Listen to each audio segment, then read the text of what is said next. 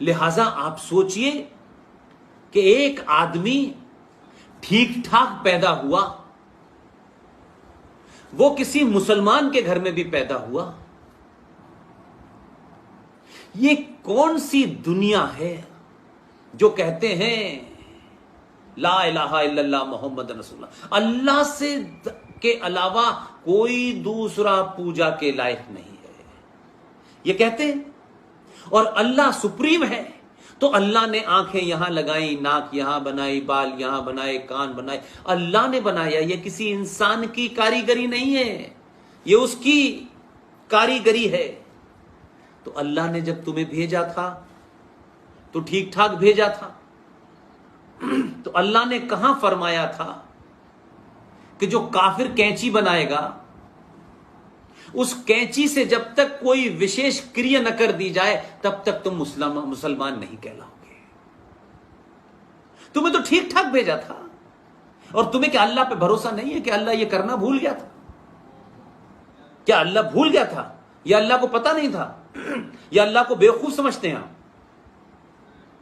लेकिन अल्लाह ने तुम्हें हिंदू ही पैदा किया था। तुमने एक विशेष क्रिया की और कहा अब हम मुसलमान हो गए।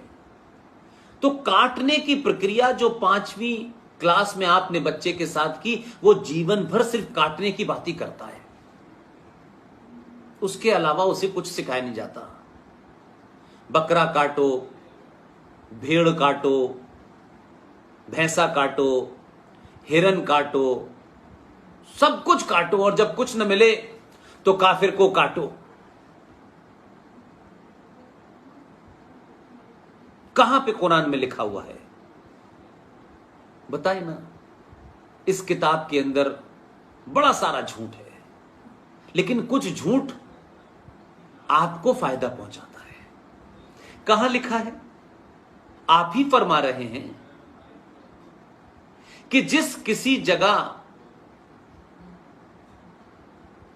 अगर कोई इबादत, नमाज पढ़ने से कोई ऑब्जेक्शन उठा दे, सवाल खड़ा कर दे, उस पे कोई विवाद खड़ा हो जाए, उस जगह पे पढ़ी हुई नमाज और अजान को अल्लाह एक्सेप्ट नहीं करता। आप तो बुतखाने को तोड़ करके अल्लाह को खुश करना चाहते हो। तुम सोचो कि मेरे बुतखाने को तोड़ करके तुम अल्लाह को खुश करना चाहते हो, तभी तुम पूरी दुनिया में जलील हो रहे हो। 57 मुल्कों में अल्लाह ने बेशुमार दौलत दी, तुम जाहिलों को यह भी नहीं पता था कि तुम्हारे नीचे पेट्रोल है। काफिर और शैतान और यहूदी ने आके तुमको बताया कि यहां पेट्रोल है, तो तुमने क्या करना शुरू किया? कोई सोने के महल बनवा रहा है, तुमने कहा कि ये शियाओं की मस्जिद, ये सुन्नियों की मस्जिद, ये देवबंदियों की, ये अहले हदीस की, ये बरेलवियों की, ये अहमदियों की। कहां था भाई ये? किसकी बात कर रहे हो? किसको बेवकूफ बना रहे हो यार? उस सनातनी हिंदू को जिसको पता नहीं है। कुरान शरीफ में कहां लिखा है कि 5 वक्त अजान देना तो भौंकू पे देना, कि लाउड स्पीकर पे देना? ये जाहिल मौलवी जो टेलीविजन पे बैठते हैं, जो औरंगजेब को अपना बाप मान के वलीउल्लाह कहते हैं, ये कहते हैं कि हमारे कुरान में है कि लाउड स्पीकर पे देना। इन जाहिलों से पूछो कि अगर तुम्हारी सच मान ले तो 1400 साल पहले कुरान शरीफ था। भाई साहब, 100 साल पहले लाउड स्पीकर आया है। कोई जवाब नहीं है।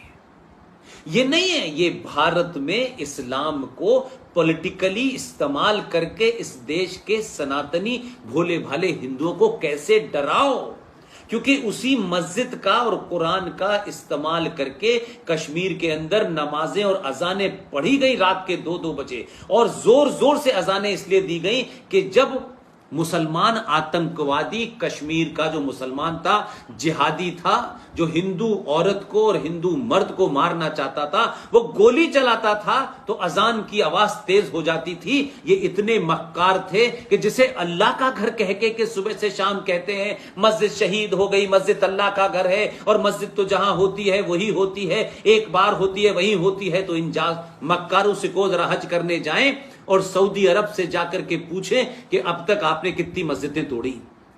ये सऊदी अरब के इस्लाम से ज्यादा बड़ा इस्लाम है? ये मक्कार हैं, ये इस्लामिक नहीं है।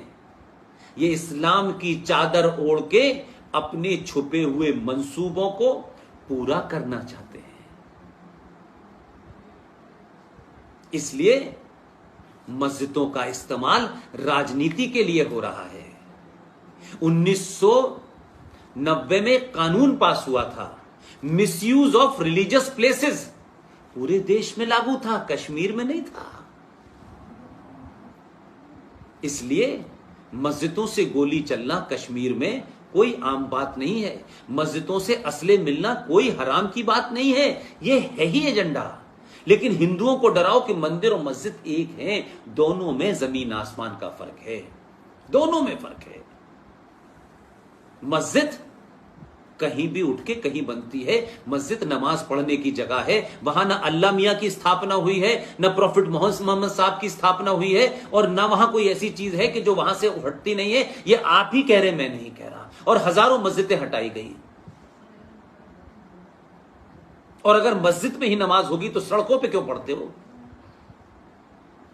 उस सड़क पे जिस पे 2 मिनट पहले जिसको तुम नजिस मानते हो, जिसका नाम लेना भी नहीं पसंद करते तुम, लेकिन हो तुम वही, उसी सड़क पे वो जाता है, गंदगी करता है, चला है, उसी पे नमाज पढ़ते हो, तब नहीं हराम होती? तब सुअर उस जगह से निकल के जाता है तो हराम नहीं होता? लेकिन नहीं, वो कमीनापन भी तुमको बर्दाश्त है, क्योंकि तुम्हें अपने एजेंडे को इस देश में लागू करना है, और इस देश की बहुसंख्यक समाज को, इस देश की सरकारों को, इस देश की व्यवस्था को डराना है कि हम 5000 लोग नमाज पढ़ेंगे सड़क के ऊपर तो कोई बेचारा गाड़ी कैसे चलाएगा? इसीलिए तुम्हारी न अजान अल्लाह एक्सेप्ट कर रहा, न नमाज एक्सेप्ट कर रहा, और इसीलिए अल्लाह ने तुम्हें रास्ते पे लाने के लिए लोग भेजना शुरू कर दिए हैं। जब तक तुम दोबारा से अपनी सही औकात में ना आ जाओ, जब तक तुम दोबारा से उस कुरान को, जिसको तुमने 50 तरीके से लिख रखा है, हर शहर में, हर गली में एक नया कुरान है, हर 57 देशों में एक अलग कुरान है, फ्रांस में अलग है, स्पेन में अलग है, और अपनी सुविधा के अनुसार उस कुरान में मदाखलत करते हो, संशोधन करते हो, उसको भी समझ में आ रहा अगर कोई है तो। इसीलिए तुम पूरी दुनिया में जलील होगे। लेकिन मैं अपनी बात को फिर वापस लौट के आता हूं, वो जलील होंगे, हो रहे हैं, लेकिन आप सनातनियों अपने सनातन से क्यों हटे? आपने कब से व्यक्ति विशेष की पूजा करना शुरू कर दी? पहले तो सनातन, फिर सनातन से मंदिर, और फिर मंदिरों के अंदर चांद मियां को बिठा करके आप पूजा करने लगे। आपने भी पैसे कमाने की दुकान खोलना शुरू कर दी। चढ़ावा आना चाहिए बस। अगर आपका पुरुषार्थ होता तो आप मेरे पैसे जो मैंने आस्था के रूप में अयोध्या में चढ़ाए हैं, बनारस में चढ़ाए हैं, इलाहाबाद में चढ़ाए हैं, मथुरा में चढ़ाए हैं, उसमें से आप सरकारों को 80% न देते। लेकिन आपको लगा हमारी दुकान चलनी चाहिए, क्या फर्क पड़ता है? 100 में से 80 सरकार ले जाए, ठीक है, तो हमारी तो दुकान चल रही है ना। जिस दिन सरकार हमें कुछ कहेगी तब हम बवाल खड़ा करेंगे। इतने स्वार्थी हैं आप, और ढोंग करते हैं सनातन को बचाने का। आप सनातन को नहीं बचा रहे, आप सनातन की आड़ में अपनी दुकानें बचा रहे हैं। इसलिए दुनिया की इतनी पावरफुल, इतनी रिच सभ्यताएं नष्ट हो रही हैं। सरकार की जिम्मेदारी नहीं है। जब समाज ही सो रहा है तो सरकार क्या कर सकती है? अब तो स्थिति यह है कि सरकार कुछ चलना चाहती है, लेकिन आप पैर खींच रहे हैं उसके। नहीं नहीं नहीं नहीं, हमारी दुकान चल रही है। भाषण, विश्राम और भोजन के अलावा अब हमें कुछ करना ही नहीं है। अब तो सरकार करेगी, अब हमें क्यों माहौल बनाना है। लेकिन जिस दिन कुछ हो जाएगा उस दिन फिर कुछ शुरू हो जाएंगे। आप किसको मूर्ख बनाते हैं? आप किससे डराते हैं? जो समाज डरना नहीं चाहता उसे भी डराते हैं आप। आपका अपना समाज आपसे डरना नहीं चाहता लेकिन आप उसे डराते नहीं। ऐसा नहीं करना है, इसलिए आप अपने आदमी की हत्या पे रोते नहीं हैं।